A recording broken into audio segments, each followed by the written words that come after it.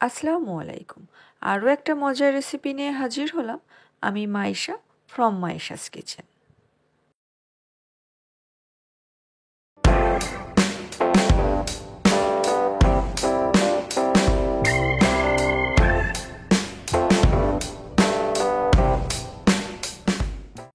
প্রথমে আমরা একটা কড়াই নিয়ে নিব আর তার মধ্যে দিয়ে দিব বেশ কিছুটা রান্নার তেল। তেল হালকা গরম হয়ে গেলে ওর মধ্যে দিয়ে দিব তেলাপিয়া মাছ। তেলাপিয়া মাছ খুব ভালো করে ধুয়ে লবণ, হলুদ আর সামান্য শুকনো মরিচের গুঁড়া মাখিয়ে নিয়েছি।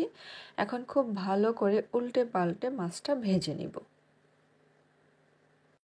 প্রত্যেক পিস মাছ উল্টে পাল্টে ভেজে নিব। এক পাশে 3 মিনিট আর এক পাশে 3 মিনিট, এইভাবে 6 মিনিটের মতন মাছটা ভেজে নিব।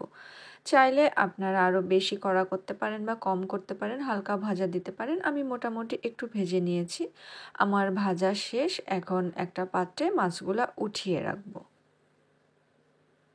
খুব সাবধানে মাছগুলো একটা পাত্রে উঠিয়ে নেওয়ার পর একই তেলের মধ্যে আরও সামান্য কিছুটা তেল দিয়ে দিব। তার মধ্যে দিয়ে দিব, তেল আর গরম করার দরকার নেই, ওর মধ্যে সাথে সাথে দিয়ে দিব পেঁয়াজ কুচি আর রসুন কুচি। চাইলে আপনারা পেঁয়াজ বাটা আর রসুন বাটাও ব্যবহার করতে পারেন। হালকা একটু তেলের মধ্যে নাড়াচাড়া করেই দিয়ে দিব একটা টমেটো কুচি। এখানে মোটামুটি সাইজের, আমি খুব বেশি বড় না, ছোট্ট একটা সাইজের টমেটো কুচি নিয়ে নিয়েছি। তার মধ্যে একটু নাড়াচাড়া করেই এখন গুঁড়া মশলাগুলো এক এক করে দিয়ে দিব।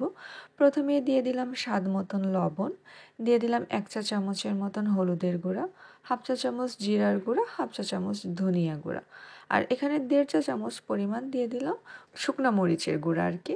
দিয়ে এখন মশলাটা একটু সময় খুব ভালো করে কষিয়ে নিব।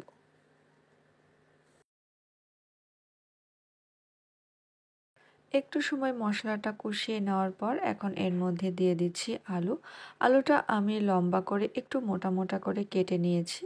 দেখলে বোঝা যাচ্ছে। এইভাবে কেটে নেওয়ার পরে সামান্য পানি দিয়ে আলুটাও একবার একটু খুব ভালো করে কষিয়ে নিতে হবে। খুব ভালো করে আলু কষিয়ে নেওয়ার পর, মানে এমনভাবে কষাতে হবে যাতে সব মশলা খুব সুন্দর করে আলুর গায়ের সাথে মিশে যায়, তেল ছেড়ে দেয়, এত সুন্দর করে আলুটা কষিয়ে নিতে হবে।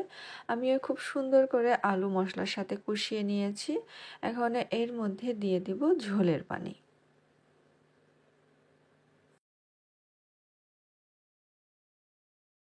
ঝোলের পানি দেওয়ার পর ঢাকনা দিয়ে ঢেকে দিব খুব ভালো করে ফুটে যাওয়ার জন্য। খুব ভালো করে ফুটে গেলে ঢাকনা সরিয়ে একটু নাড়াচাড়া করে নিব। নাড়াচাড়া করে নেওয়ার পরে আমরা যে প্রথমেই মাছ ভেজে রেখেছিলাম সেই মাছ এক এক করে দিয়ে দিব।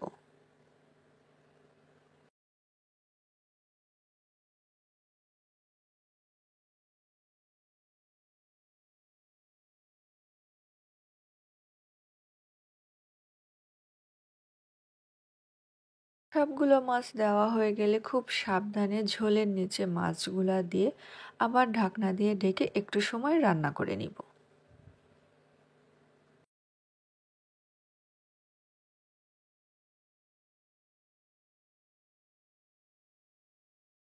রান্না যখন প্রায় শেষের দিকে চলে আসবে, নামানোর একটু সময় আগে দিয়ে দিব কয়েকটা টমেটো ফালি আর কাঁচামরিচ, দিয়ে মিনিট খানিকের জন্য ঢাকনা দিয়ে ঢেকে রেখে দিব।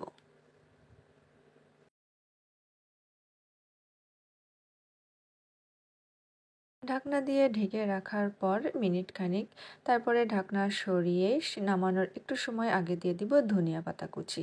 সময়ের কারণে আমি আগে থেকে ধনিয়া পাতা কুচিয়ে রাখতে পারিনি।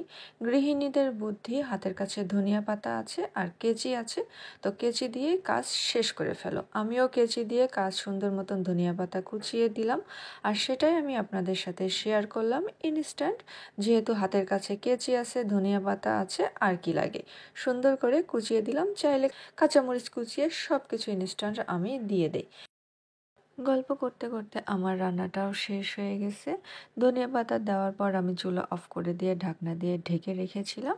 এখন ঢাকনা খুলে সরাসরি আপনাদের সাথে শেয়ার করছি। তৈরি হয়ে গেল খুবই মজার আলু টমেটো দিয়ে তেলাপিয়া মাছ ভুনা। এখন গরম গরম পরিবেশনের পালা।